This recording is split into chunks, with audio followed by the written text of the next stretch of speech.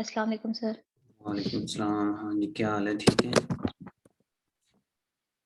ठीक है, अल्लाह का शुक्र। आप सुने? अल्हम्दुलिल्लाह। So let the other students join and then we shall start. So what about the revision? What did we study last in the last lecture? Have you remembered anything?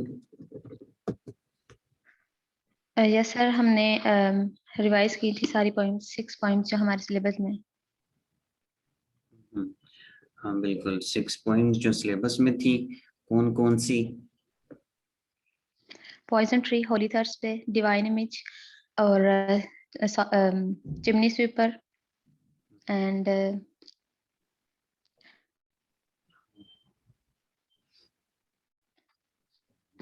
ये तो 4 हो गई ना, divine image, holy Thursday, chimney sweepers और little black boy, little black boy. Black boy, ये थी एक। ठीक है, तो ये असल में 5 पॉइंट्स हैं जो कि आपके यूनिवर्सिटी सरगोदा के सिलेबस में थी। ठीक है, जी सर। ओके। उसके अलावा हमने 2 क्वेश्चन भी पढ़े थे, एक सिंबोलिज्म का और दूसरा जी, और romantic poet, no visionary poet, visionary poet पढ़ा विजनरी था। पोइट। हाँ, William Blake as a visionary poet. Okay, let the other students join. अभी दूसरे स्टूडेंट्स ने ज्वाइन नहीं किया, तो जैसे वो करते हैं फिर हम शुरू करते हैं। नेक्स्ट आज का जो पॉइंट है वो है विलियम, हाँ नहीं, फिलिप लार्किन। नजर आ रही है चर्च गोइंग? जी सर। इसके सर कितने पॉइंट्स हैं ये हमारे सिलेबस में? 4 पॉइंट्स हैं सिर्फ। ठीक है, फिलिप लार्किन जो है इसकी 4 पॉइंट्स हैं, दोनों यूनिवर्सिटी ऑफ सरगोदा और पंजाब यूनिवर्सिटी दोनों के अंदर। Okay sir.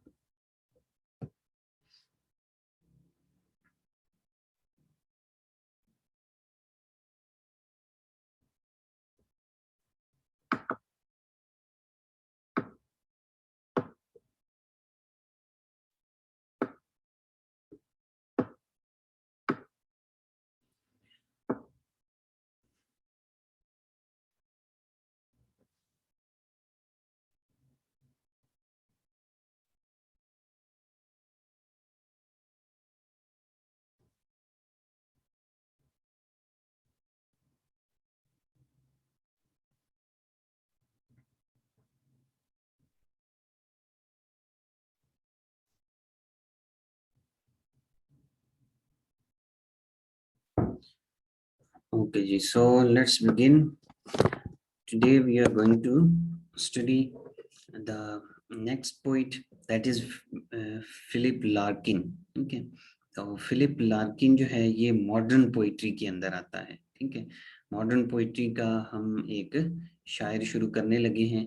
इससे पहले हमने जो 2 पोइट्स किए हैं वो दोनों रोमांटिक पोइट्री के थे। ठीक है, कौन कौन सा? एक तो जॉन कीट्स और दूसरा William William Blake. William Blake. ठीक है, तो ये दोनों रोमांटिक पोइट्स थे, रोमांटिक पोइट्री से इनका ताल्लुक था। ठीक है, तो आपकी पार्ट 2 में, एमए इंग्लिश पार्ट 2 में जो आप पोइट्री पढ़ते हैं वो 2 तरह की होती है। एक तो रोमांटिक एज, ठीक है, रोमांटिक पोइट्री, और दूसरी जो आपकी क्या उसको कहते हैं, मॉडर्न पोइट्री। तो ये जो है ये मॉडर्न पोइट है, ठीक है। जैसे कि आपने पढ़ा था कि जो रोमांटिक पोइट्री थी उसके एक गोल्स क्या थे कि, या उसकी जो करेक्टरिस्टिक्स क्या थी, वो ये थी कि वो लोग ज्यादा से ज्यादा नेचर को, ब्यूटी को, और लैक ऑफ रिस्ट्रेंट्स जो हैं, इसमें पाबंदियां बहुत ज्यादा होना स्ट्रक्चर की, उसको फॉलो नहीं करते थे, ठीक है। जबकि जो पोस्ट वॉर पोइट्स हैं या जो मॉडर्न पोइट्री है, इसमें आपने ये याद रखना है कि मॉडर्न पोइट्री में ये लोग जो हैं, जितने भी मॉडर्न पोइट्स, ये अब पोस्ट वॉर एरा होता है इनका, ठीक है।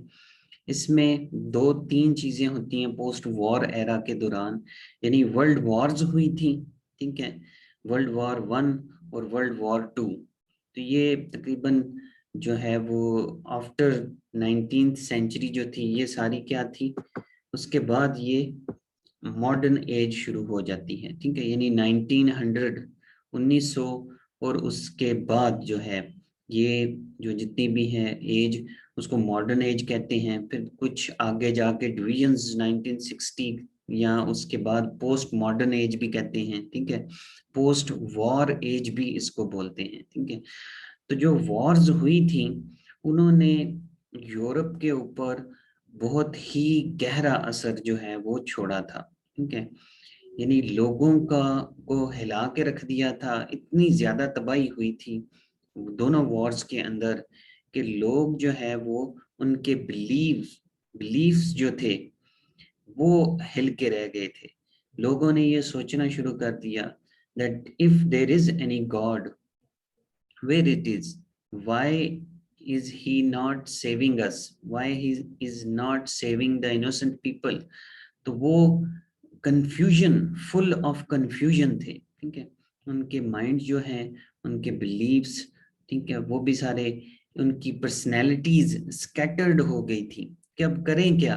जंग तो हो गई है पहली दफा उनके, यानी फर्स्ट टाइम जब उन्होंने फेस की, जो वर्ल्ड वॉर 1 थी, तो अब वो स्कैटर्ड हो गए, उन्हें समझ नहीं आ रही कि हम क्या करें।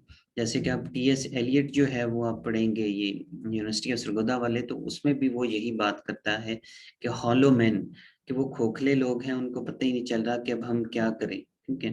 तो वो एक बिखरे हुए से लोग हैं।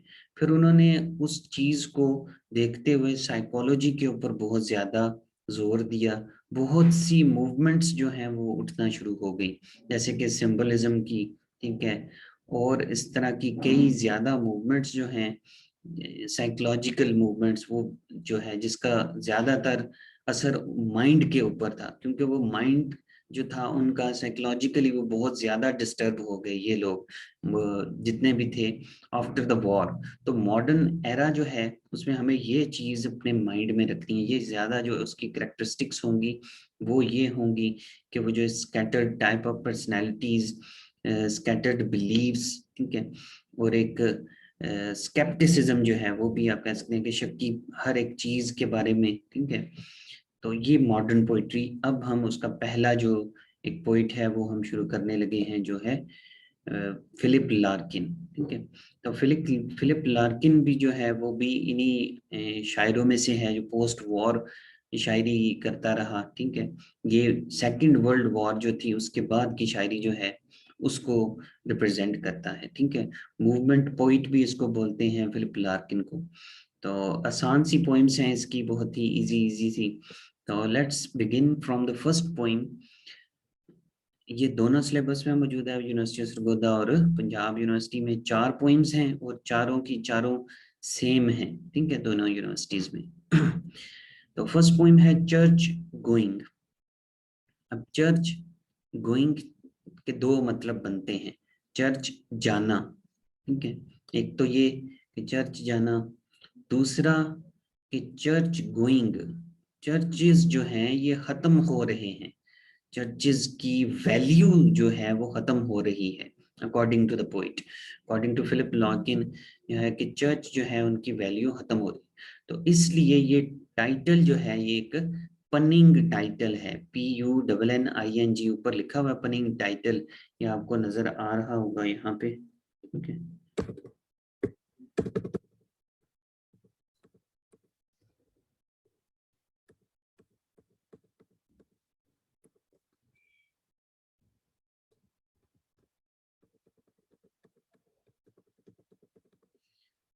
बहरहाल वो आ नहीं रहा पेज सा। यहाँ पर है जी, ये आ गई पेंसिल। तो ये पनिंग टाइटल, पन जो है किसको कहते हैं, शायद किसी को पता हो, ये आपने पार्ट 1 में मेरे ख्याल से गुजरा होगा। पन जो है PUN, जो इम्पोर्टेंस ऑफ बीइंग अर्नेस्ट पढ़ा था ये पंजाब यूनिवर्सिटी वालों ने, उसमें पन का एक टर्म जो है वो यूज हुई थी। पन किसको कहते हैं, याद है किसी को?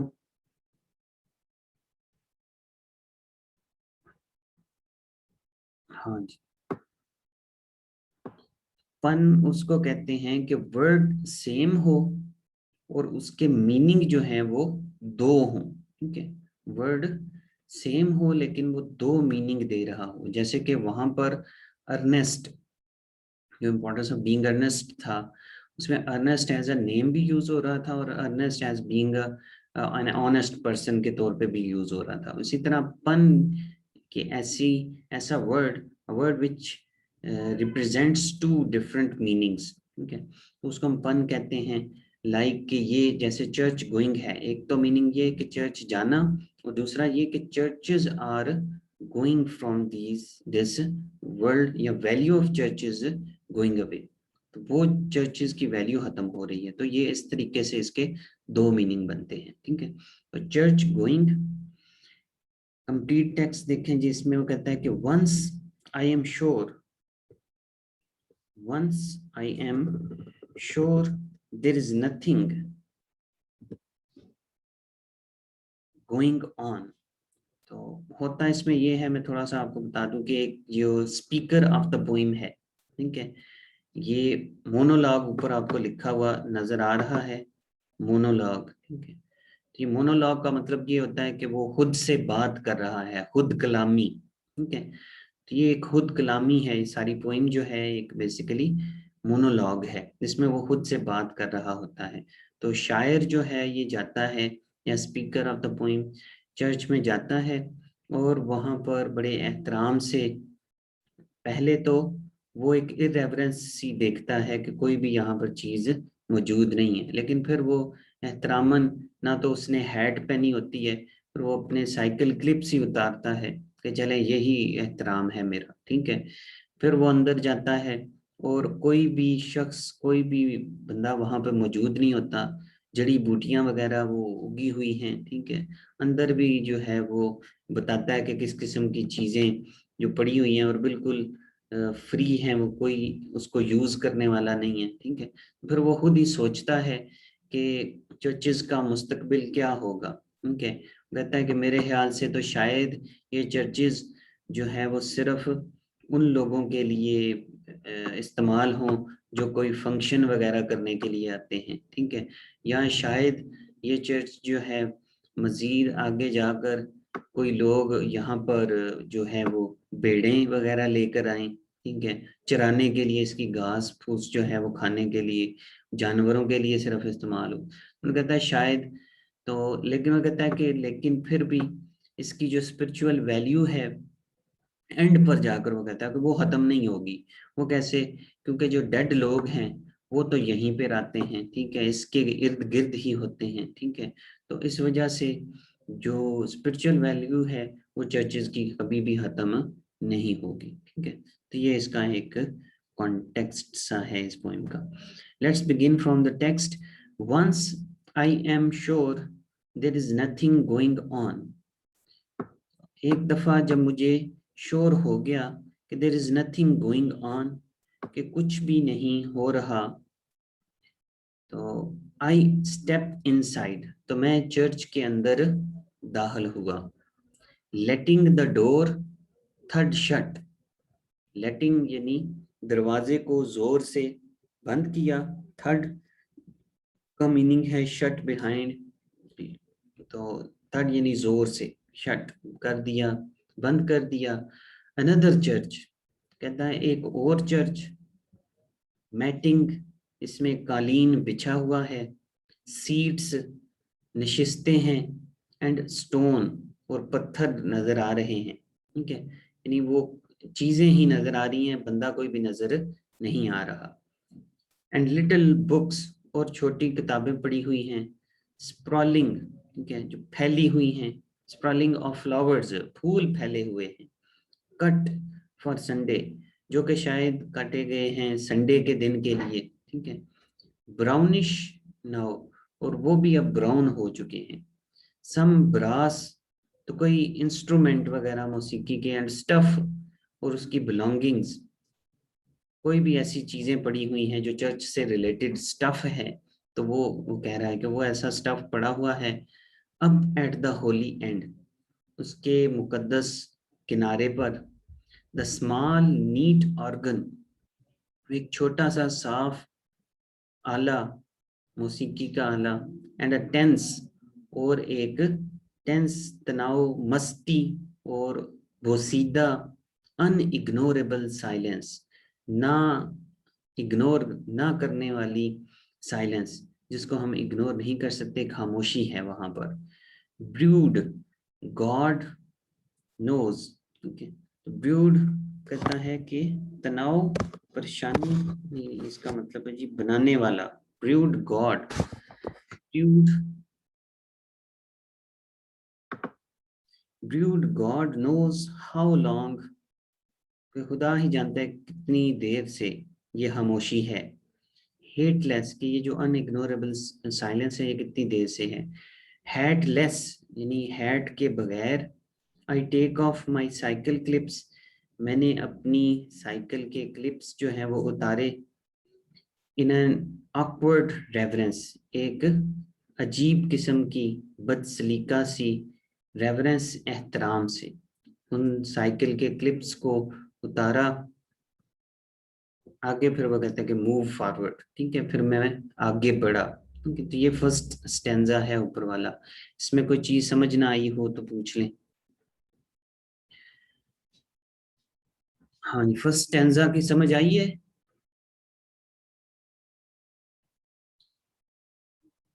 हेलो। जी सर आए। ओके जी, तो नेक्स्ट स्टेंजा है जी, मूव फॉरवर्ड, फिर मैं आगे बढ़ा। रन माई हैंड, अपना हाथ, अराउंड द फोंट, उस फोंट कहते हैं उसको, फाउंटेन, ठीक है, फाउंटेन पर की तरफ बढ़ाया। चर्च का पानी, जिसे बैप्टिज्म किया जाता है, ठीक है, वो इनको नहलाया जाता है, जो क्रिश्चियंस होते हैं ना, तो फर्स्ट टाइम जो इनको चर्च के अंदर नहलाया जाता है तो उसको कहते हैं बैप्टाइज करना। ठीक है, तो वो पानी जो है, उस पानी को उसने हाथ लगाया। ठीक है, फ्रॉम वेयर आई स्टैंड, जहां पर मैं खड़ा था। The roof looks almost new, तो जो रूफ था, छत, वो तकरीबन नया लग रहा था। क्लीन्ड, साफ लग रहा था। और रीस्टोर्ड, या उसे रिस्टोर किया गया था। समवन वुड नो, शायद कोई जानता हो, यानी वो कहता है कि किसी को पता होगा, मुझे नहीं पता कि शायद उसे साफ किया गया था या रिस्टोर किया गया था। I don't mounting the lectern, I don't, मुझे नहीं पता। माउंटिंग द लेक्टन, यानी माउंटिंग, चढ़ा, द लेक्टन, ठीक है, लेक्टन जो थे वो उस जगह को कहते हैं, ऐसा तख्ता जहां पादरी खड़ा होता है, ठीक है, वो member type. I peruse a few hectoring large scale verses. I peruse कहते हैं रीड करना, मैंने पढ़ी। a few, चंद एक, हेक्टरिंग लार्ज, सर हाँ जी, क्या पूछ रहे? सर पेज को आगे मूव करें ना, नजर नहीं आ रहा। नजर नहीं आ रहा? नहीं, अभी आ रहा है? नहीं सर, वो फर्स्ट पैराग्राफ नजर आ रहा है। फर्स्ट पैराग्राफ नजर आ रहा है? हाँ जी। अच्छा, ये स्टेंजा है ना, अभी तो ये तो हो गया फर्स्ट स्टेंजा ऊपर कंप्लीट टेक्स्ट के नीचे, उसके बाद अब ये नीचे यस, दूसरा स्टेंजा ये नजर आ रहा है? जस्ट सर 2 पेज लाइन्स ही ही नहीं नजर आ है। रही हैं। क्या? सर सेकंड स्टैंजा के 3 लाइंस नजर आ रही हैं। सेकंड स्टेंजा नहीं नजर आ रहा? नहीं सर। नो चले मैं आपको इसकी फाइल सेंड करता हूँ ना, उसके अंदर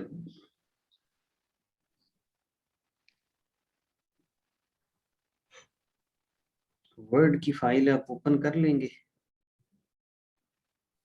ग्रुप में फाइल में जी सेंड हो कर देता जाएगी। हूँ।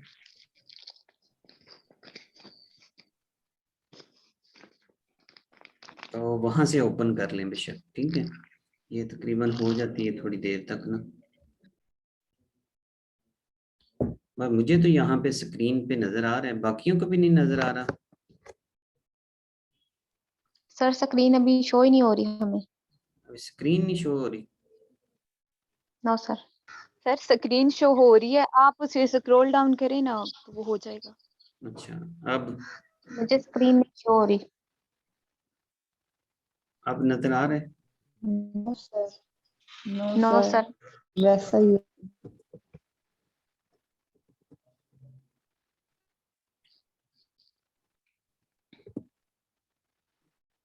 अच्छा, अब नो सर।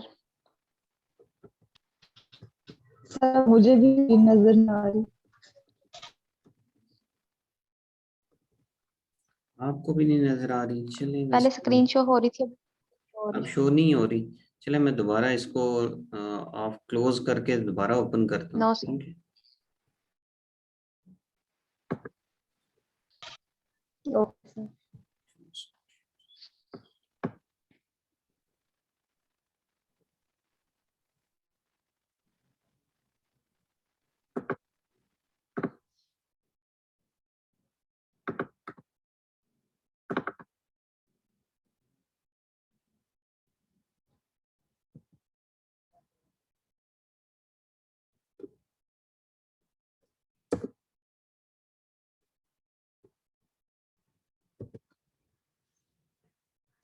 हाँ जी, अब शो हो रहा है? Yes sir. शो हाँ जी, तो ये हो गया फर्स्ट स्टैंजा, उसके नीचे आ गया अब दूसरा स्टैंजा। अभी नजर आ रहा है जी? Move forward.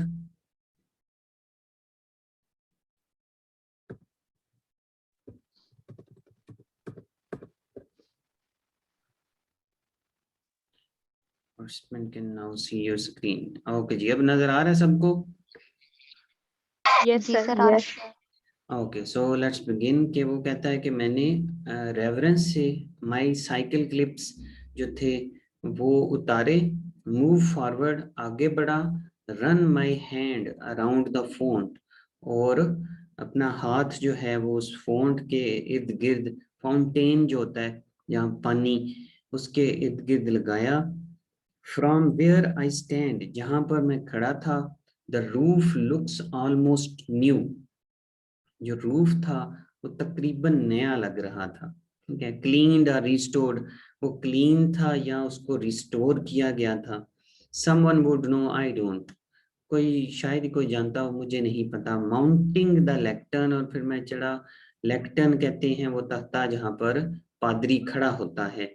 I peruse a few hectoring large scale verses, I peruse यानी मैंने पढ़ी, रीड की, अ फ्यू चंद एक, हेक्टरिंग अजाब दिलाने वाली, अजाब वाली, डराने वाली, लार्ज स्केल वर्सेस, जो बड़े पैमाने वाली जो वर्सेस थी, आयात वगैरह बाइबल की पढ़ी। एंड प्रोनाउंस, और प्रोनाउंस की, उनकी तिलावत की, बोला उनको। Here and much more loudly than I had meant, ठीक है? यहाँ पर एंड हो गया, मच मोर लाउडली, और ज्यादा, देन आई हैड मेंट यानी बहुत ज्यादा आवाज से मैंने पढ़ा, जैसा कि मुझे उम्मीद थी उससे ज्यादा आवाज से मैं पढ़ा, द इकोज, जो उसकी गूंज थी, स्निगर यानी दबी हुई एक हंसी जिसको कहते हैं, उसकी आवाज, ब्रीफली वो एक निकली, बैक एट द डोर, दरवाजे पर पीछे, आई साइन द बुक, मैंने उस बुक को साइन किया, ठीक है, डोनेट एन आयरिश 6 पेंस, ठीक है, मैंने डोनेट किए, ठीक है, यानी हैरात की एक आयरिश, आयरलैंड का 6 पेंस कहते हैं करेंसी को, असल में उसने टाइपो एरर हो गई है उससे, तो इसकी जगह पे उसने लिखना था 6 पेंस, ठीक है, तो पेंस जो है वो सिक्के कह लें कि जैसे यहाँ पर चवानी वगैरह होते थे ना पहले जो, तो उस तरह के आयरिश 6 पेंस जो हैं उसने डोनेट किए आयरलैंड के। एक्सपीरियंस की जगह क्या आएगा, SIXPENCE, 6 pence. Reflect the place, ठीक है, फिर मैंने क्या किया, आयरिश 6 पेंस डोनेट किए, रिफ्लेक्ट सोचा, the place was not worth stopping for, कि ये जगह शायद ज्यादा वैल्यू नहीं रखती कि यहाँ पर रुका जाए, यहाँ पर ठहरा जाए, ये इतनी वैल्यू नहीं रखती, ठीक है, ये सेकंड स्टैंजा है। इसमें कोई चीज है तो पूछ लें, शाबाश।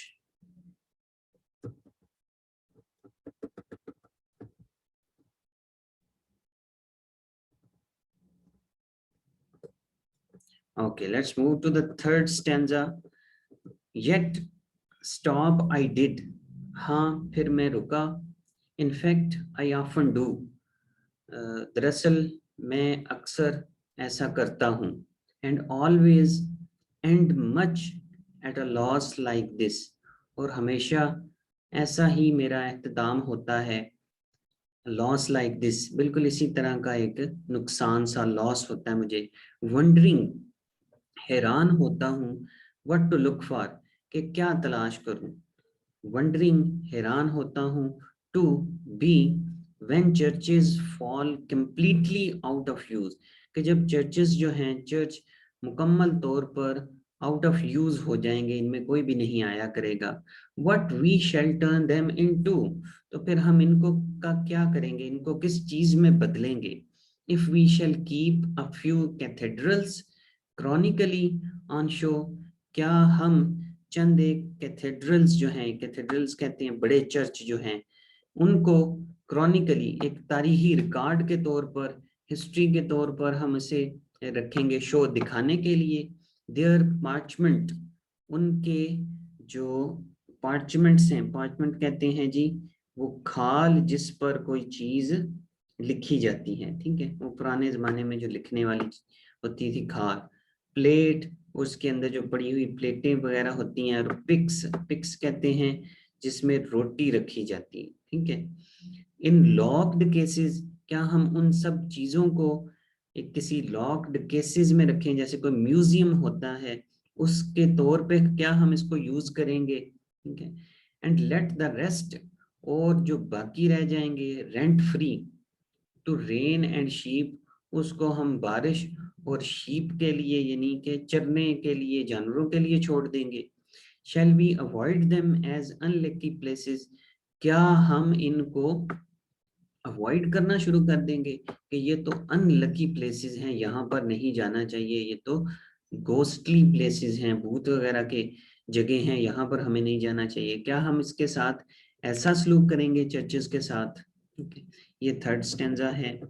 फोर्थ स्टैंजा में वो कहता है कि आर या आफ्टर डार्क, तारीकी के बाद या जब शाम हो जाएगी, रात को, विल डबियस विमेन कम, जो शक्की औरतें हैं वो आएंगी, to make their children touch a particular stone, कि वो अपने बच्चों को लेकर आएंगी कि एक खास किस्म के पत्थर को छुएं, पिक सिंपल्स, या फिर हम पिक कि वो उठाएं कोई सिंपल्स, यहाँ पर इसका मतलब होगा रेमेडीज, कोई नुस्खे वगैरह, फॉर कैंसर, कैंसर के लिए, कैंसर का इलाज हो जाएगा अगर वो उस पत्थर को टच करेंगी, और ऑन सम एडवाइज्ड नाइट, या किसी एक ऐसी खास रात को, एडवाइज्ड नाइट यानी किसी खास रात को जिसका जिसका किसी ने मशवरा दिया है कि इस रात को तुम वहां पर जाना, sea walking a dead one, तो फिर हम किसी मुर्दा बंदे को चलते हुए देखेंगे।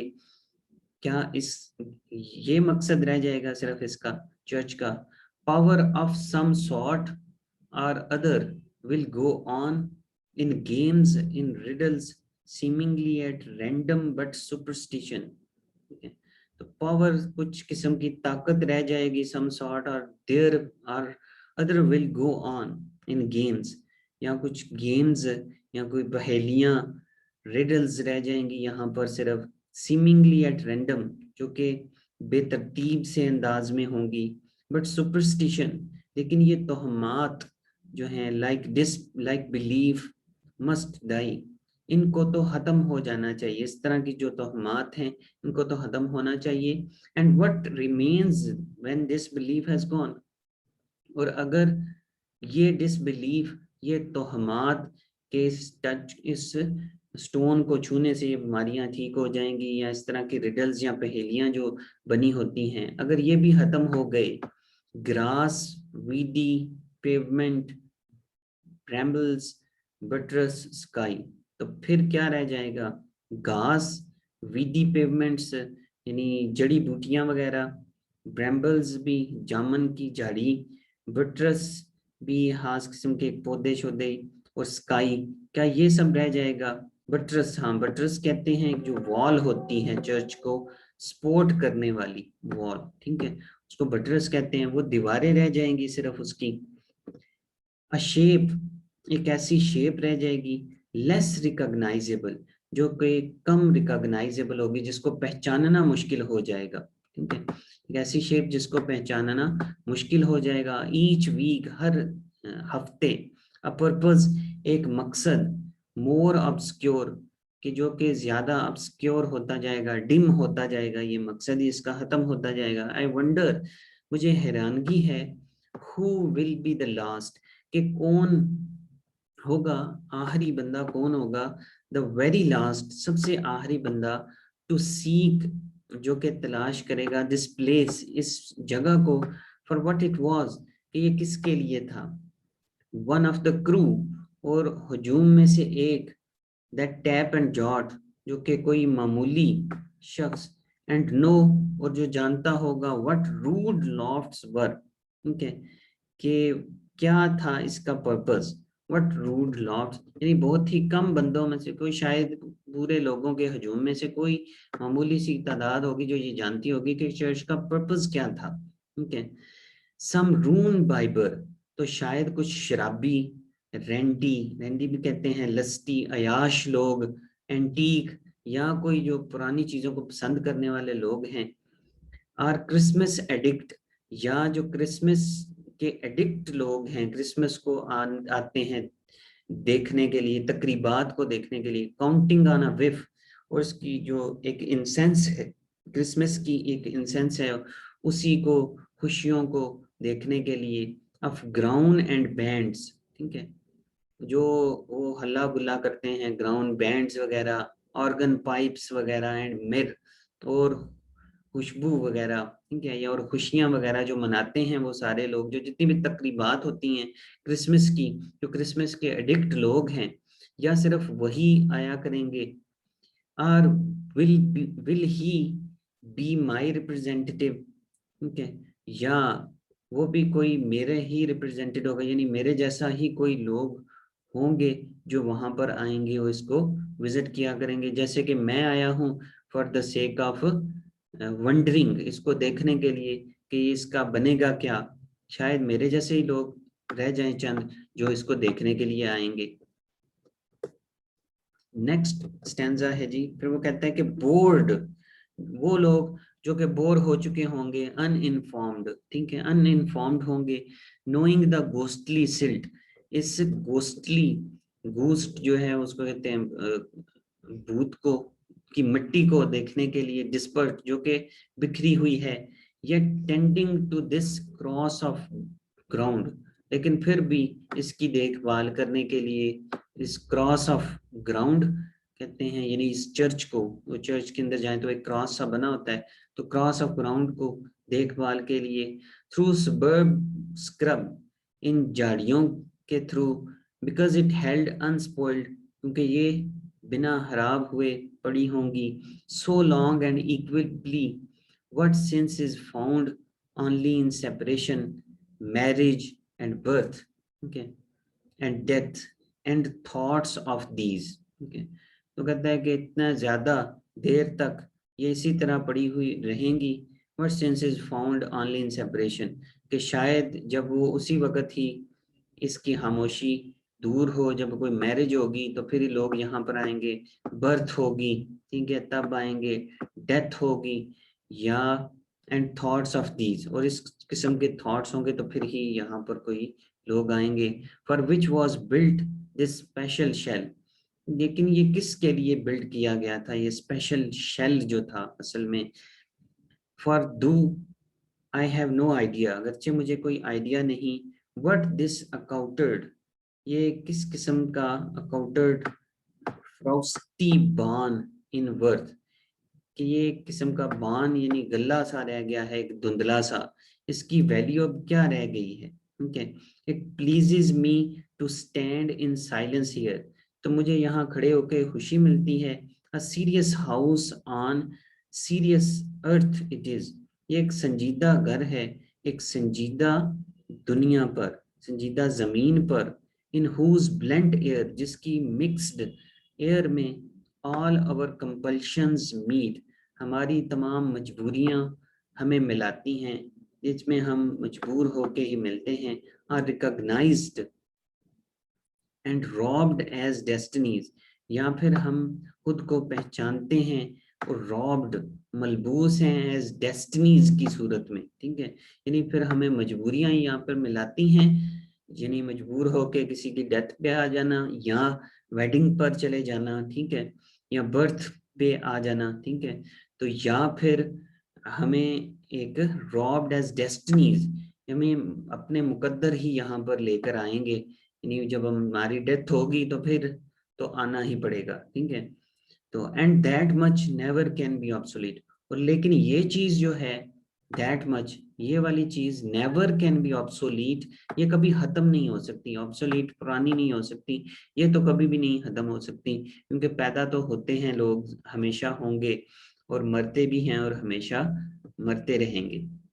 सिंस, तो ये लास्ट पैराग्राफ स्टैंजा है जिसमें कहते हैं सिंस, चूंकि someone will forever be surprising, क्योंकि कोई हमेशा सरप्राइजिंग यानी सरप्राइजिंग होता रहेगा, a hunger in himself to be more serious, उसके अंदर एक जुस्तजू एक तजस्सुस तो होगा जानने की, मोर सीरियस ज्यादा स्पिरिचुअल चीजों को जानने की, एंड ग्रेविटेटिंग और एक ज्यादा पुरकशिश चीज को, with it to this ground, अपनी इस चर्च को लेकर, विच ही वंस हर्ड, जो कि उसने कभी सुना होगा, was proper to grow wise in, के जो कि एक प्रॉपर था, एक प्लेस था, ग्रो वाइज इन, कि यहाँ पर अगर आपको वाइज स्पिरिचुअली वाइज होना है तो फिर आपको यहाँ पर आना चाहिए, प्रॉपर स्पिरिचुअलाइजेशन आपकी यहाँ पर होगी, if only that so many dead lie round, ठीक है, अगर ये भी ना हुआ तो सिर्फ इस वजह से ही that so many dead lie round, कि बहुत से लोग जो हैं वो मुर्दा पड़े होंगे इर्द गिर्द, तो कब्रिस्तान के तौर पर शायद फिर यूज हो, लेकिन जो एक स्पिरिचुअल वैल्यू है इसकी, एक सीरियस वैल्यू जो है वो ग्रेविटेटिंग होगी, यानी वो खींच के ले आएगी, उसमें कशिश होगी जो लोगों को शायद खींच कर अपनी तरफ ले आए, ठीक है। तो ये पोइम है जी चर्च गोइंग।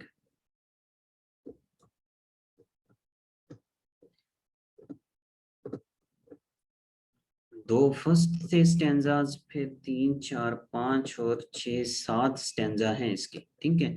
तो बहरहाल है ये इजी सी मॉडर्न पोइट्री है, उसने भी ये चीजें दिखानी चाहिए हैं कि जैसे मैंने पहले कहा कि वो स्कैटर्ड लोग होते हैं, वो हर एक चीज को माइन्यूटली ऑब्जर्व करते हैं, ठीक है, और आप इसको पोस्ट वॉर एरा से भी जो है वो सिंबलाइज कर सकते हैं कि nobody is there after the war. What happened was that no people can be seen on the ground. ठीक है, the things are there but they are scattered and rusty. उनको भी चीजों को जंग वगैरह लग चुका है। ठीक है, तो उस सेंस में भी आप उसको देख सकते हैं। ठीक है, इसकी क्रिटिकल एप्रिसिएशन आती है चर्च गोइंग की, तो वो हम देखते हैं। इसके बाद ये मीटिंग जो है एंड होने वाली है, तो नेक्स्ट जो मीटिंग मैं आपको सेंड करता हूँ लिंक, तो उसमें हम चर्च गोइंग जो है उसकी क्रिटिकल एप्रिसिएशन देखेंगे, और फिर इसकी एक जो नेक्स्ट पोइम है एम्बुलेंस, उसको हम स्टडी करेंगे। ठीक है, तो इसके मुताल्लिक कोई क्वेश्चन है तो पूछिए। शाबाश।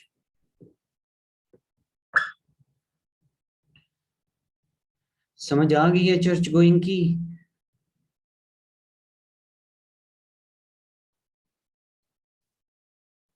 किधर चले गए हैं?